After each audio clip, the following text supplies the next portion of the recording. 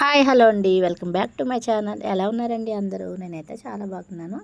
ఇవాళ అయితే నేను వంకాయ ఉల్లిపాయ టమాటా కూర చేయబోతున్నానండి. దానికోసం స్టవ్ మీద ఒక కడాయి పెట్టుకుని ఆయిల్ వేసుకున్నాను. ఆయిల్ హీట్ ఎక్కాక కొంచెం అయితే జీలకర్ర వేసుకున్నానండి. దానికోసం ముందుగానే పచ్చిమిర్చి, ఉల్లిపాయలు, టమాటాలు అయితే శుభ్రంగా కడుక్కొని చిన్న చిన్న ముక్కలుగా కట్ చేసుకున్నాను. జీలకర్ర కొంచెం ఫ్రై అయిన తర్వాత నిలువుగా చీల్చుకున్న పచ్చిమిరపకాయలను అయితే వేసేసుకుంటున్నాను. కొంచెం వేగాక కరివేపాకును వేసుకున్నానండి. కరివేపాకు చిటపట్లాడాక ఉల్లిపాయలను అయితే వేసేసుకుంటున్నాను. ఇప్పుడు ఒకసారి బాగా కలిపేసుకుని ఉల్లిపాయలు కొంచెం వేగనివ్వాలి. గోల్డెన్ కలర్ వచ్చే వరకు వేగితే ఉల్లిపాయలు కూర టేస్ట్గా ఉంటుందండి.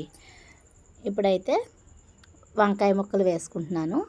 నేను ఇవి కొంచెం తెల్ల వంకాయలు, కొంచెం నల్ల వంకాయలు కూడా కలిపి వేసుకున్నాను అనమాట. ఇప్పుడు వంకాయ ముక్కలన్నీ వేసేసుకుని ఒక్కసారి అయితే కలుపుకొని అలా ఫ్రై అవనిస్తున్నానండి.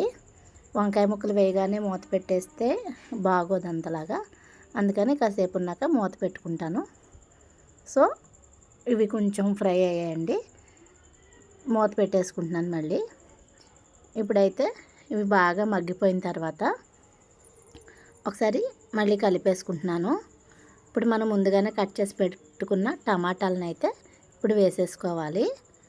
ఒకసారి బాగా కలిపేసుకుని మళ్ళీ మూత పెట్టేసుకోవాలండి. ఇప్పుడు టమాటాలోంచి వాటర్ రిలీజ్ అవుతుంది కదా, ఆ వాటర్తో అయితే మనకి వంకాయ ముక్కలు ఉడికిపోతాయి అన్నమాట. ఇదిగోండి ఇలా వాటర్ వచ్చేస్తుంది. ఇప్పుడు దీనికి చిటికెడంత పసుపు వేసుకోవాలి. మన స్పైస్కి తగినంత కారం వేసుకోవాలండి. నేనైతే యాజ్ యూజువల్గా 2 కారాలు వేసేసుకున్నాను. ఇదిగోండి 1 స్పూన్ అయితే జీలకర్ర కారం, 3 స్పూన్స్ అయితే మసాలా కారం వేసాను. సో ఇప్పుడు కలిపేసుకుంటున్నాను అనమాట.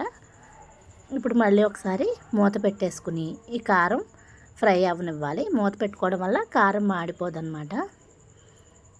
ఇదిగోండి ఇలాగా కొంచెం కారం ఫ్రై అయిన తర్వాత మనం దీంట్లోకి సరిపడినంత సాల్ట్ వేసేసుకోవాలి.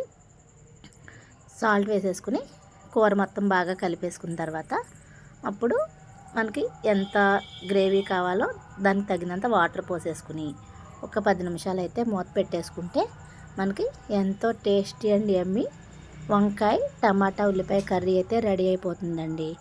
ఫైనల్గా అయితే కొత్తిమీర వేసేసుకుని స్టవ్ ఆఫ్ చేసేసుకుంటే మనకి కర్రీ అయితే రెడీ అయిపోతుంది ఫ్రెండ్స్.